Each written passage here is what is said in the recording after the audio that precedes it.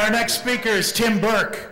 Now, those of you who were here last year, yeah, you remember Tim. He was a breakout star. He's going to talk about wine this year, and I'm pretty excited about this.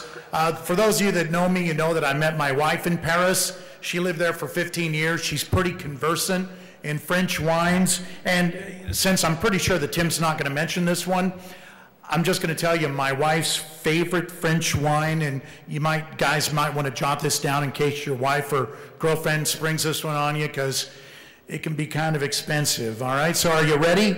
My wife's favorite French wine is a Chateaubriand à Paris, and I'll spell that out for you. Honey, why won't you buy me a ticket to Paris? All right, here to with wine, ladies and gentlemen, Tim Burke.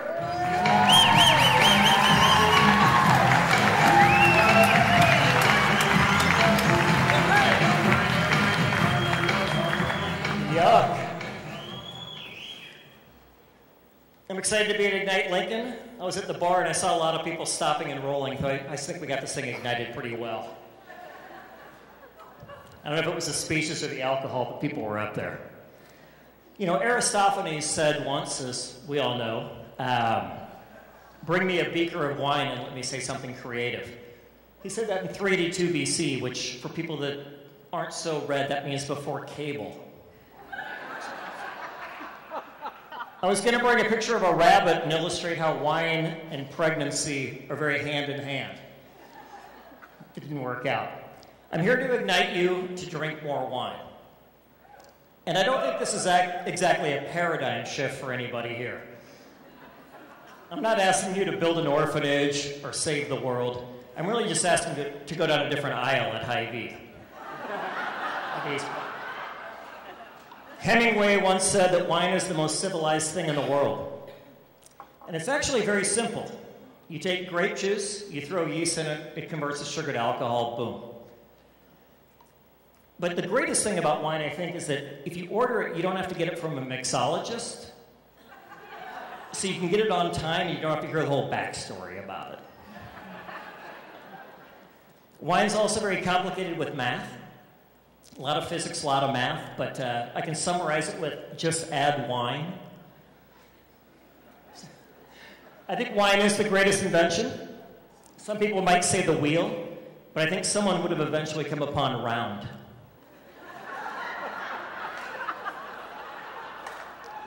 And some people might even say fire, but I think most times when you see a fire, you're like, oh, great, fire. Great. Galileo said that wine is sunlight held together by water. I can't imagine how you describe some of the newer inventions like Facebook. Arrogance held together by pictures of cats.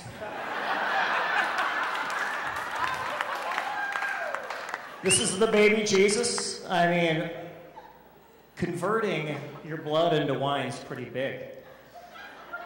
I picked the baby Jesus because I wanted to say the word swaddle. Was that even swaddle? I think that was Justin Timberlake, actually. This is what Malcolm Gladwell was talking about in The Tipping Point. When you are home alone and you turn the bottle over and say oopsie and drink the wine by yourself. It's okay to drink alone. I drank my student loan. So nice. N74 is all you need to know when you're talking to wine snobs. It's the greatest road ever through Burgundy. So if you're talking to some geeks, just say, I was on N74 and had this. You'll thank me later, I promise. A lot of people argue, is red wine better than white wine? Well, it's kind of like arguing the spring game. They're both good-ish. And though wine can be expensive, it doesn't have to be. You've never seen a hobo with cold beer. I was about to quote Homer in the Odyssey, and it was some great quote, but I don't have it. It's a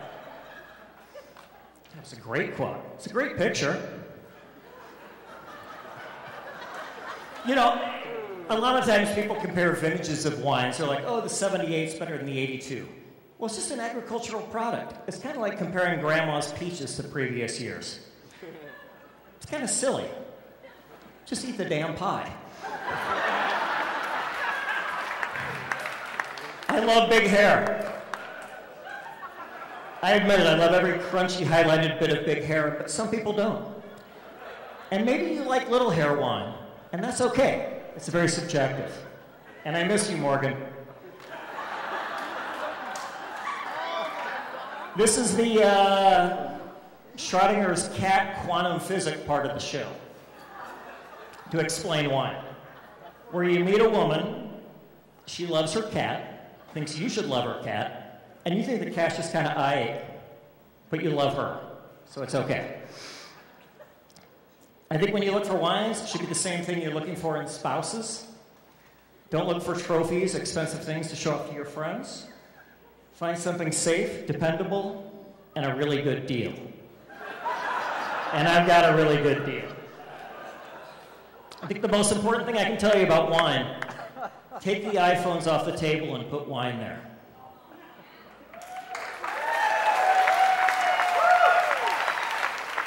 Because wine is all about the glorious past, present, and future, and iPhones are all about the dreary present.